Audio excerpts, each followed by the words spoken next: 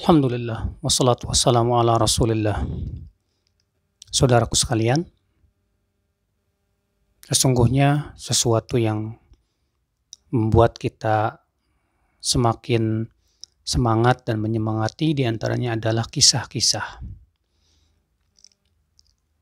Di dalam Al-Quran banyak kisah-kisah, kisah Nabi Yusuf, kisah para nabi. Nah, Nabi SAW juga menyebutkan tentang kisah-kisah orang-orang terdahulu.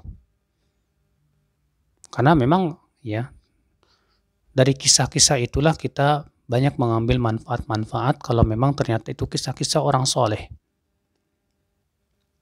Oleh karena itulah saudaraku sekalian, kita ingin bercerita atau membawakan sebuah kisah yang bisa kita ambil faidahnya dan manfaatnya, dan tentunya kita bisa mengamalkan dalam kehidupan sehari-hari.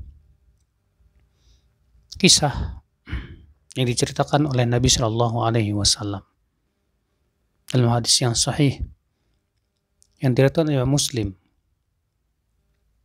Apa itu? Dalam hadis yang diriwayatkan oleh Imam Ahmad dalam musnadnya. Kata Rasulullah SAW, ada dua orang dahulu yang berteman. Yang satu soleh, tapi yang satu lagi temannya kurang soleh. Masih suka berbuat maksiat. Suatu hari orang yang soleh itu mendapatkan temannya sedang berbuat maksiat. Maka kemudian ya temannya yang soleh ini menasihati temannya yang sedang berbuat maksiat itu. Rupanya ya orang yang berbuat maksiat ini gak terima dinasihati, lalu dia berkata, alaika binafsik, udah kamu urusin diri sendiri aja deh. Pergilah orang soleh tersebut. Kemudian suatu ketika orang soleh ini menemukan temannya berbuat maksiat lagi.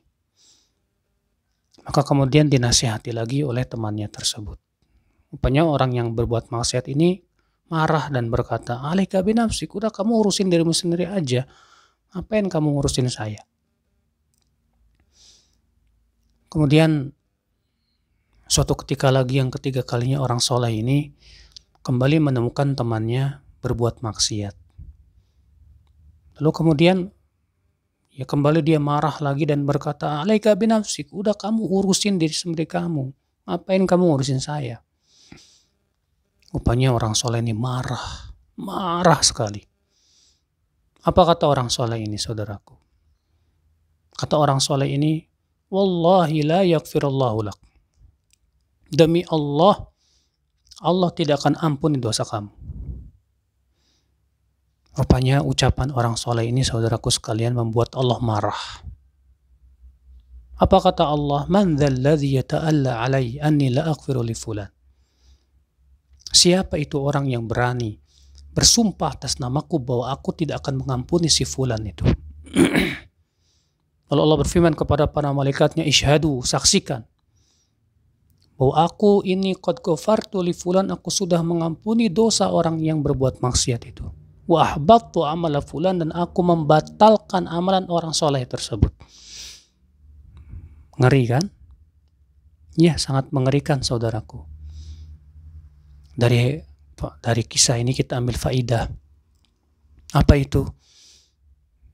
Ya, bahwa kita walaupun marahnya benar, karena orang soleh ini marahnya benar. Ya, marahnya karena Allah.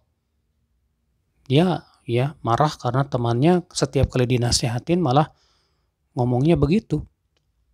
Alaika binafsik, udah urusin aja dirimu sendiri, gak usah ngurusin orang lain. Apa kata orang soleh? Apa kata Allah Subhanahu wa Ta'ala mendengar perkataan ucapan orang soleh tadi? Aku sudah batalkan amalan dia. Makanya hati-hati.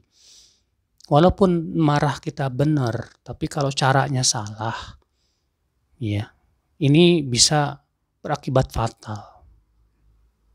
Hadis ini juga menunjukkan, saudaraku sekalian, kata para ulama ya, tidak boleh kita mengucapkan kata-kata yang membuat orang lain itu qunut min rahmatillah, berputus asa dari rahmat Allah Subhanahu wa Ta'ala. Karena ucapan orang soleh ini membuat ya putus asa itu. Sampai dia berkata, demi Allah, Allah tidak akan ampuni dosa kamu. Bayangkan kalau kita mendengar seperti itu digituin ya, Allah tidak akan mengampuni dosa kita. Mungkin ya akhirnya kita akan berkata, ya udahlah, kalau Allah tidak ampuni dosa saya lagi, ya udah sekalian aja berbuat maksiat. Akhirnya kita bukannya taubat. Makanya saudaraku sekalian, di sini menunjukkan juga ya, bahwa kita ingin mengingkari kemungkaran harus benar juga caranya. Ya. Caranya jangan sampai membuat orang lebih lari lagi dari kebenaran. Makanya Umar bin Khattab mengatakan, la takun aunan li syaitan ala idlali akhik. Jangan kamu menjadi pembantu setan ya untuk menyesatkan saudaramu. Nah, demikian saudaraku sekalian ya. Yang jelas